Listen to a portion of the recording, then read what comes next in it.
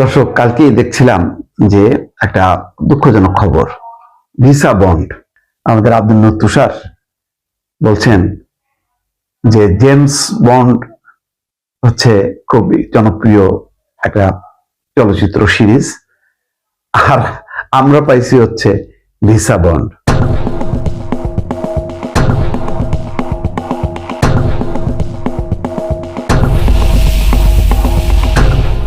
Visa bond আমরা যাদের সঙ্গে পেলাম, একটাও কোনো উন্নত কোনো দেশ না।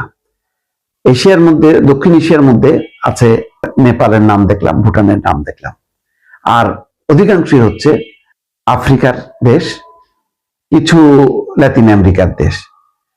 সিগনিফিকেন্ট কোনো দেশ না। সেই তালিকায় যখন কি বাংলাদেশ চলে যায়, তার পাশাপাশি যখন জাতীয় নিরাপত্তা উপদেষ্টার সঙ্গে মানে ওয়াশিংটন ডিসিতে দেখা যাচ্ছে মার্কিন বাণিজ্য প্রতিনিধি জেমিসন মেয়র বৈঠক করছে এবং বাংলাদেশি ব্যবসায়ীদের ভ্রমণ সহজ করতে যুক্তরাষ্ট্রের প্রতি আহ্বান জাতীয় নিরাপত্তা উপদেষ্টা। এগুলি খুব আশা জাগায় না, কারণ আমেরিকার সাথে বলা হয় যে এখন যেহেতু টানাপোড়েন ভারতের সাথে, এই অঞ্চলে সম্ভবত বাংলাদেশকে তারা বেছে নিয়েছে যে তার বন্ধু।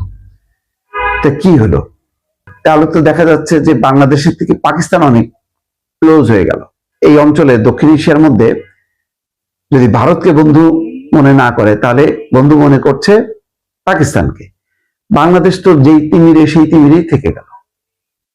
হ্যাঁ, শুল্কটা তারা 20% রাখছে, প্রায় 21। তো সেটা তো বলা যায় যে অন্য একটা হিসাব। সেটা হলো যে শুল্ক যদি বাড়ায়, তাহলে আমেরিকায় এই গার্মেন্টস পণ্য দাম বাড়বে, তৈরি পোশাকের। এখানে মার্কিন নাগরিকরা ক্ষতিগ্রস্ত হবে, সেই কারণে হয়তো এই ট্যারিফটা তারা কম রাখছে, এই হিসাব হইতে পারে। কিন্তু ভিসা বন্ড যেটা বলছে যে 5, 10 এবং সর্বোচ্চ হচ্ছে $15,000, এইটা, এই বন্ড রেখে আমেরিকা ভ্রমণে যাবে কয়জন আছে টুরিস্ট? যারা ধনী ব্যক্তি তারা হয়তো যাবে। তাহলে ব্যাপক হারে যে মানে প্রতি বছর টুরিস্টরা যেত, হয়তো তার ওখানে আত্মীয় স্বজন আছে, সে একটা ইনভিটেশন পাঠায়, আবেদন করে। তার সে হয়তো একজন ডাক্তার হতে পারে, একটা ইঞ্জিনিয়ার, শিক্ষক হতে পারে, বিভিন্ন পেশার থাকে না, মধ্যবিত্ত। তার পক্ষে কি সম্ভব? যদি মিনিমামটা হয় $5,000, সেটাও তো প্রায় মানে 6.5-7 লাখ টাকা মতো। এইটা বন্ড দিয়ে সে যাবে, তারপরে মানে ফিরে এসে কখন পাবে এই টাকা? তার আটকে থাকবে, বা কেনই বা এই টাকা খরচ করে? কারণ আমেরিকা যখন যাবে তার তো খরচ আছে। তো যাই হোক, এত মানে ব্যাখ্যার ব্যাপার নেই।